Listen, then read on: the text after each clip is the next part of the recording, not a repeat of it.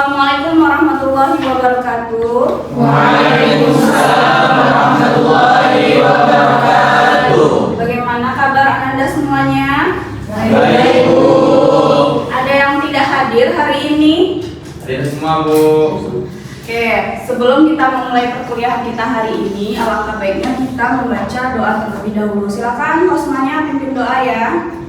Baiklah teman-teman, sebelum kita memulai perjalanan kita pada pagi ini, ada baiknya kita membaca lafaz basmalah. Bismillahirrahmanirrahim. Baik, semua ya nak ya? Iya, Bu. Kita masuk ke materi hari ini.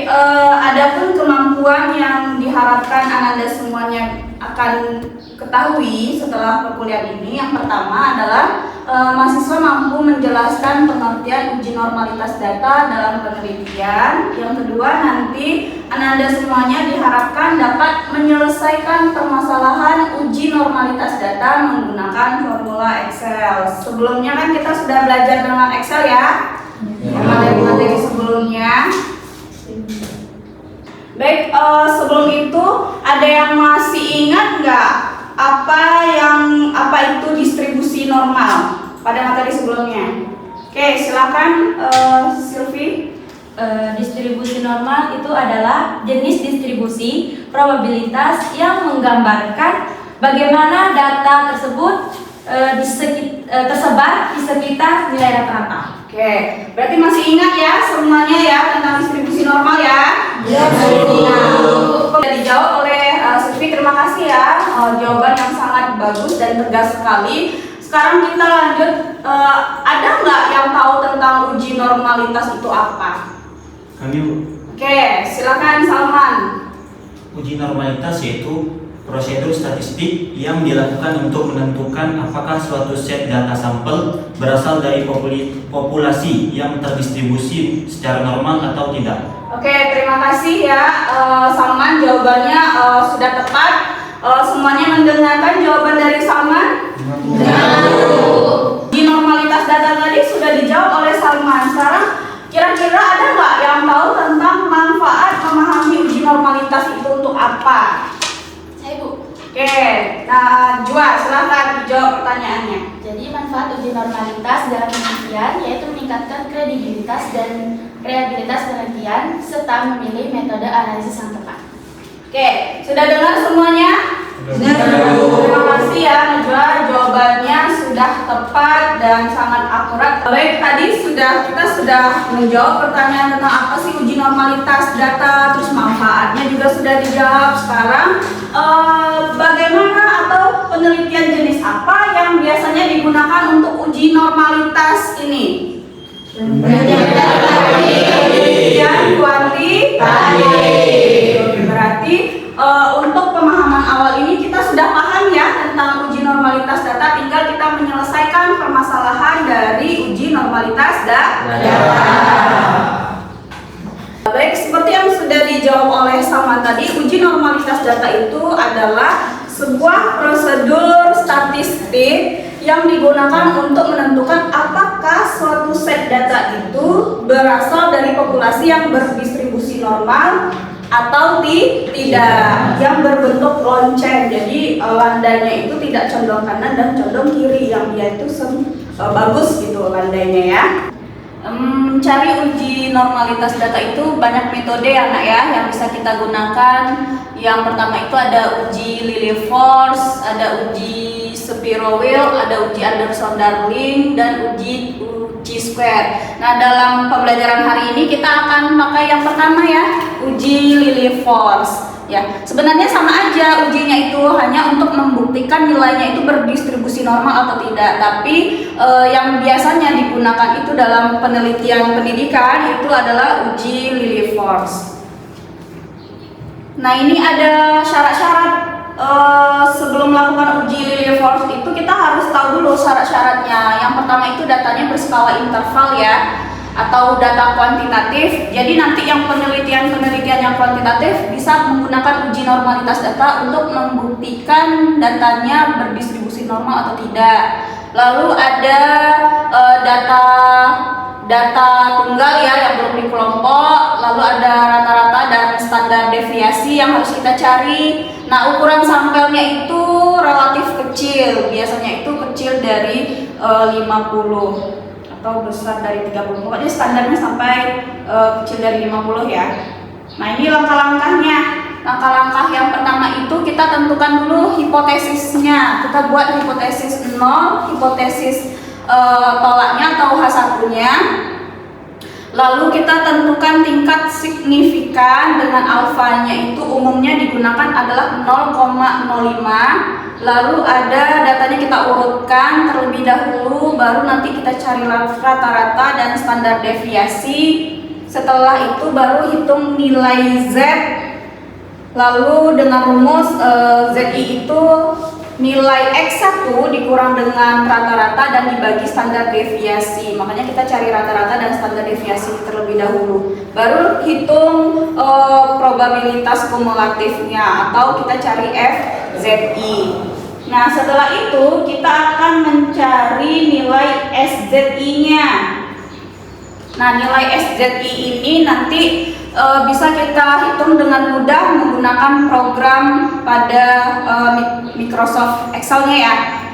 Nah, yang selanjutnya itu kita hitung selisih antara FZI dikurang SZI, makanya nanti ada nilai mutlak di sana. Dan kalau di dalam Excel-nya itu nanti rumusnya atau formulanya pakai rumus maksimal. Lalu kita bandingkan nilai hitungnya dengan nilai tabel. Jadi nilai hitung Lilliefors hitung dan nilai Lilliefors tabelnya kita bandingkan. Inilah yang terakhir. Ketika kita membuat keputusan untuk menerima atau menolak H0, kita lihat dari apakah L hitung kita itu lebih kecil atau lebih besar dari L tabel. Maka kalau data hitung kita itu lebih kecil dari L tabel, data kita itu berdistribusi normal atau kita harus terima H0 dan tolak H1. Begitu ya anak mudaku semuanya.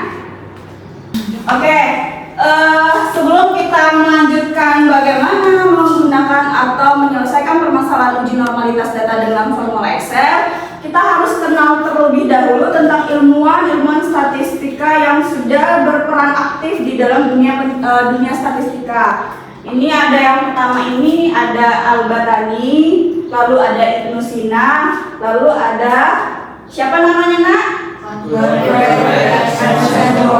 Gottfried ya. Nah, Gottfried ini adalah bapak statistika, Ibnu Sina ini sebenarnya adalah bapak kedokteran ya.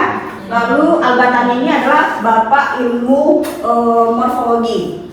Namun secara keilmuan baik Al-Battani, Ibnu Sina semuanya itu memiliki kontribusi di dalam statistika. Seperti Al-Battani untuk menghitung misalnya ukuran matahari atau benda-benda langit, mereka juga menggunakan ilmu statistika. Lalu Ibnu Sina ini kan kedokteran ya. Sebelumnya kita sudah belajar tentang distribusi binom dan Poisson. Nah, kalau yang Poisson itu kan ada penyakit-penyakit langka ya. Nah, Ibnu Sina menggunakan Poisson untuk memprediksikan. Gitu. Ya. Nah, apa sih kaitannya dengan integrasi moderasi beragama? Berarti di sini kan ada Gottfried ya. Gottfried ini kan yang kita ketahui bukan dari kalangan muslim ya, tapi dia sangat berteman baik dengan para ilmuwan-ilmuwan Islam itu. Jadi Gottfried ini ilmunya dilanjutkan oleh Al-Battani dan Ibnu Sina. Gitu. Jadi di dalam pembelajaran atau di dalam ilmu itu, di dalam ilmu pendidikan itu, toleransinya itu sangat baik. Ya, tidak ada ilmuwan itu yang saling menjudgment satu sama lain. Paham nak ya? Paham. Integrasinya di dalam moderasi itu di dalam pembelajaran kita. Jadi nanti kesehariannya juga kita seperti itu ya. Suatu hari kalian jadi ilmuwan, jangan saling menjudgment antara Islam dan non-Islam. Jadi Karena pembelajaran hari ini itu Ibu menggunakan model project based learning, yang dimana nanti kalian itu akan Ibu kasih suatu project menggunakan program Excel. Terlebih dahulu kita harus paham dulu ini fungsi-fungsi apa di dalam Excel yang bisa kita gunakan. Ada fungsi average, itu untuk apa nak? Untuk menghitung data. Ada fungsi standar deviasi, ada fungsi normalitas. Nah ini kalau uji normalitas yang dilihat itu adalah fungsi normdis-nya, itu untuk uji normalitas. Nanti kalau uji homogenitas beda lagi, ya formulanya. Nah kuncinya di sana. Lalu ini ada fungsi absolut, lalu ada fungsi maksimal. Nah itulah fungsi-fungsi nanti yang akan kita pakai di program Excel kita. Sudah paham semua kan? Minggu lalu kan juga kita sudah belajar ya menyelesaikan distribusi normal dengan program Excel. Ibu tadi kan sudah menjelaskan ya kalau hari ini kita akan menyelesaikan suatu proyek. Namun sebelum kita lanjut menyelesaikan suatu proyek itu, alangkah baiknya kita perhatikan dulu video bagaimana menghitung uji normalitas data dengan metode Lilliefors. Kita menggunakan metode Lilliefors ya, dengan formula Excel. Linknya itu bisa, yang materi yang Ibu berikan, silahkan diklik linknya, silahkan disaksikan atau disimak videonya.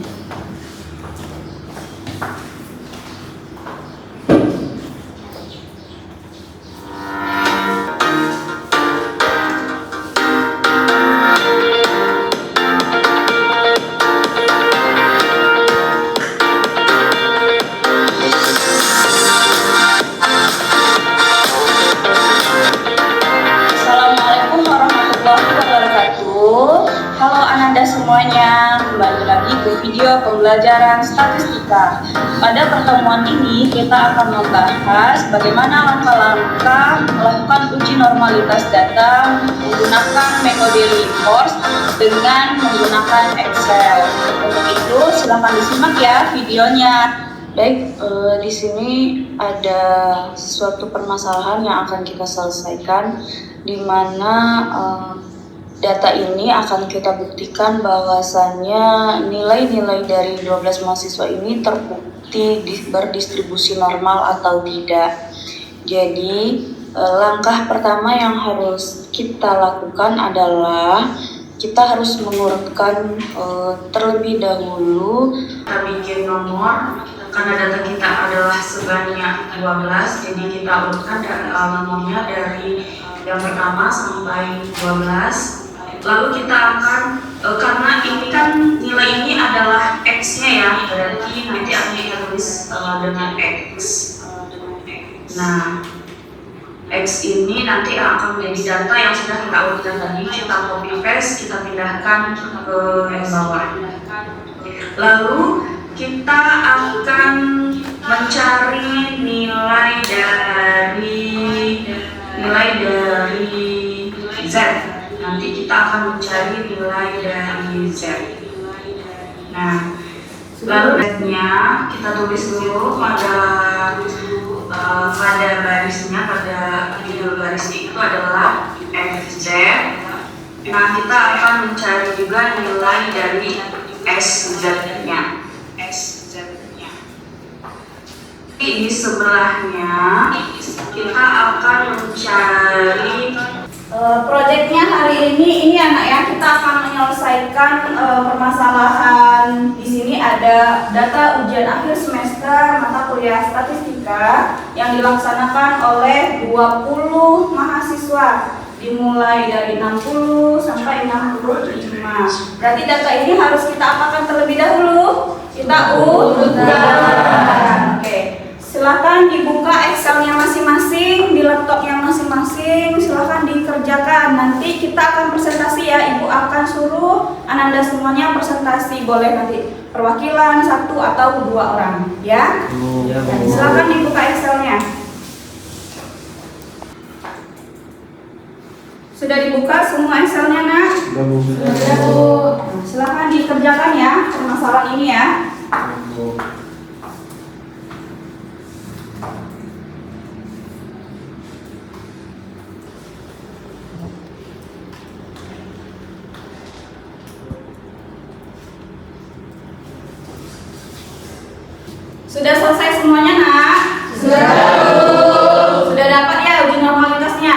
Oke, siapa di sini yang mau presentasikan hasil pekerjaannya? Saya bisa, Bu. Oke, silakan Yolanda. Di sini aja, nggak apa-apa. Mari kita dengar bersama-sama presentasi dari teman kita Yolanda. Silakan Yolanda. Baik, izinkan saya menjelaskan hasil penyelesaian statistika menggunakan Excel. Pertama, kita akan mengurutkan data dari 20 mahasiswa, kemudian kita mencari nilai X, Z, FZ, SZ, nilai mutlak dari FZ dikurang SZ, kemudian ini hasilnya hitungnya 0,117 sekian, L tabelnya 0,242, sehingga di kesimpulannya L hitung lebih kecil dari L tabel, maka data berdistribusi normal. Baik, semuanya dapat normal nggak datanya yang kalian cari? Normal. Oke. Terima kasih ya. Silakan Yolanda duduk kembali. Itulah yang sudah dipresentasikan oleh rekan kita Yolanda. Mari kita kasih hapus dulu.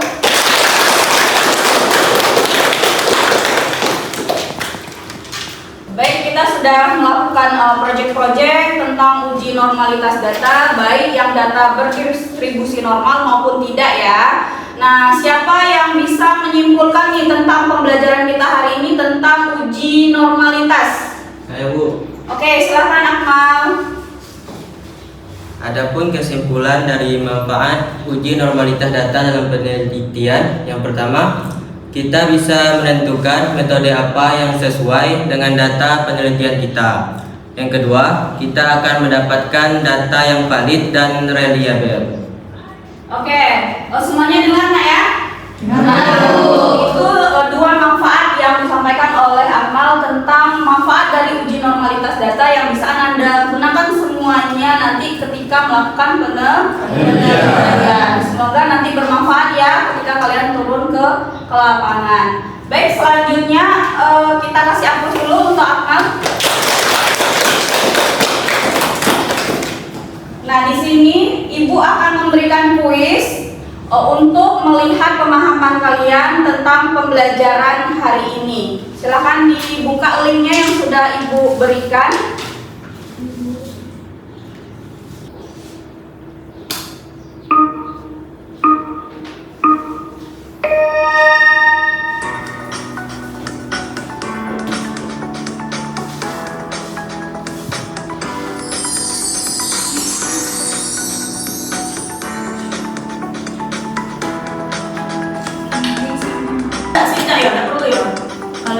Apa nih? Ada kuning oranye. Ada kuning oranye. Ah, Salah. metode grafis untuk uji normalitas.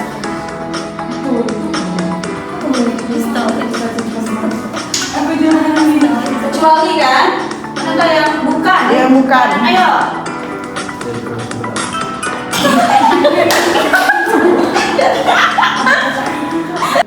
Baik, hari ini kita sudah belajar tentang uji normalitas data dengan menggunakan metode atau model project based learning ya. Kalian sudah mengerjakan Excel-nya dengan menghitung uji normalitas data. Kira-kira sudah paham belum? Sudah paham ya mencari uji normalitas data dengan formula Excel.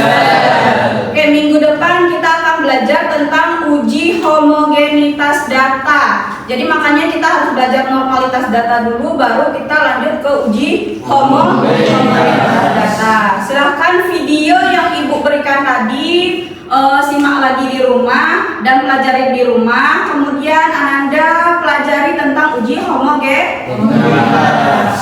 Terima kasih atas partisipasi hari ini.